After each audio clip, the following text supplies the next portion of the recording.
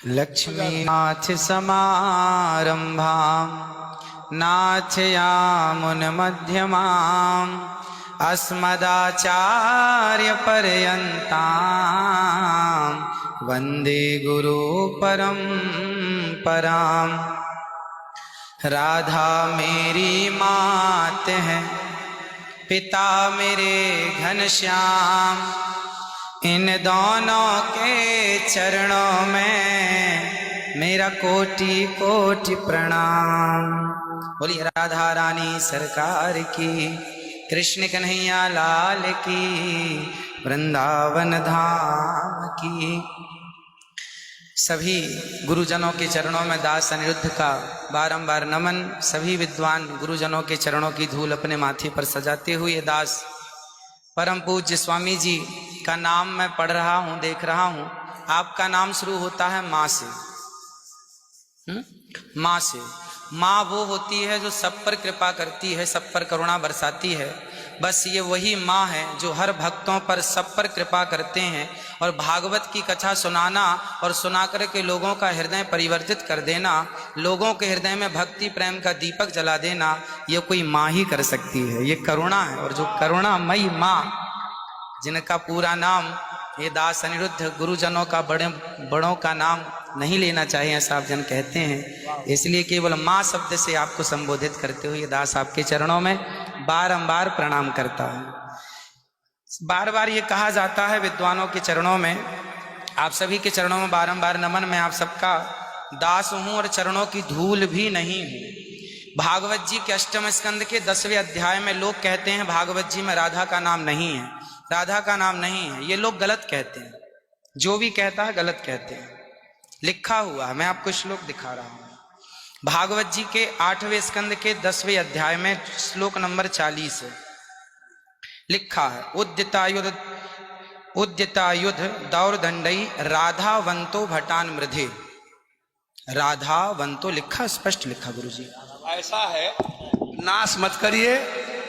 आधावंत है, आधावंत में दौड़ते हुए या संधि हो गई है गुरुजी। नहीं नहीं, ये गलत बात है। आप जो है उच्चता उठाई आयुधों को लेकर के आधावंत।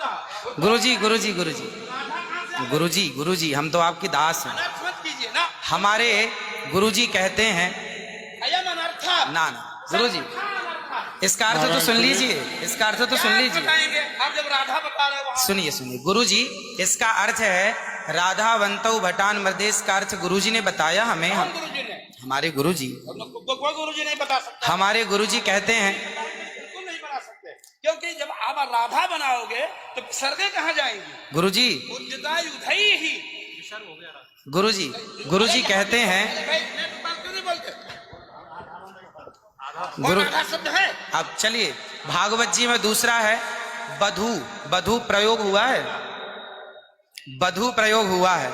तो बधू का प्रयोग ये है कि वहां श्री राधा रानी का ही स्मरण है। नहीं, लोग कहते हैं राधा नहीं है, तो राधा जी का जिक्र तो कई जगह है। राधा पदवाच्य बधू, इसका अर्थ संकेत अर्थ हो या लक्ष्यार्थ हो और व्यंग्यार्थ हो, इन तीनों अभिधावृत्तियों के द्वारा राधा शब्द एक भी जगह भागवत में नहीं है। इसलिए जहां बधू शब्द है वहां भी अर्थ राधा है। जहां बधू है, ऐसे पानी का अर्थ जल भी होता है। जहां राधा है, जहां बधू है वहां राधा है। ऐसे थोड़े होता है। जहां आप जैसे लोग देखिए, आप विश्व हैं। हमारे गुरुजी ने बताया, ये हमारी क्या ताकत की हम बताएं। शब्द ही अर्थानाम अभिव्यक्ति इनकी बात सारा विश्व सुनता है। महाराज श्री हमारी बात 20 आदमी सुनते हैं। महाराज जी सारा विश्व।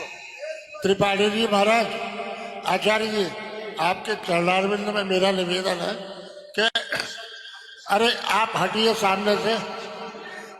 आचार्य जी आप हटिए भैया। अरे नहीं, लेकिन ऐसा श्रीधर, आप विश्व को सुनाते हैं इसलिए कह रहा हूँ। श्रीधर जी नहीं तो गलत सुना रहे हैं। इन्हें हटाओ। कौन है? कोई गुरु नहीं बता सकता यार। चलो गुरुजन का हम चलते हैं, अगर गिरना जी का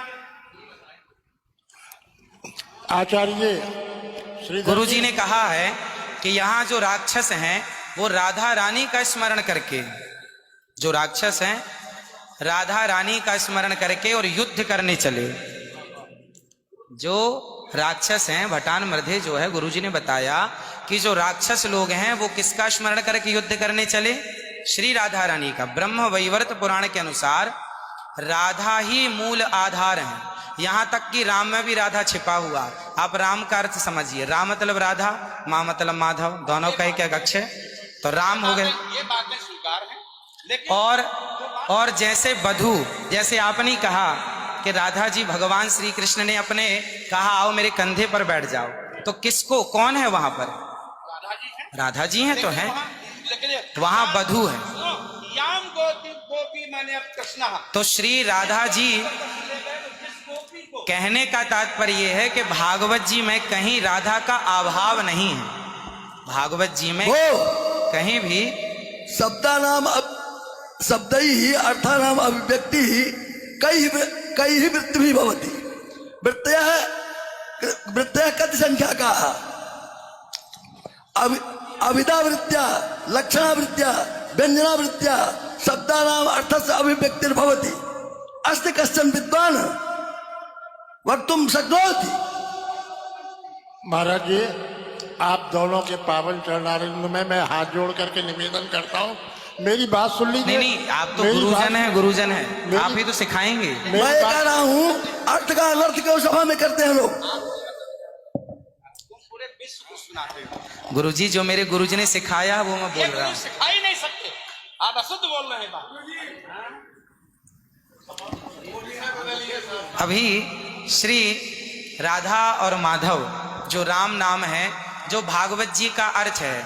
अब कोई पूछे कि राधा का अर्थ क्या है, तो राधा का अर्थ ही कृष्ण है, वो कृष्ण का अर्थ ही राधा है। तो राधा ही कृष्ण है और कृष्ण ही राधा है।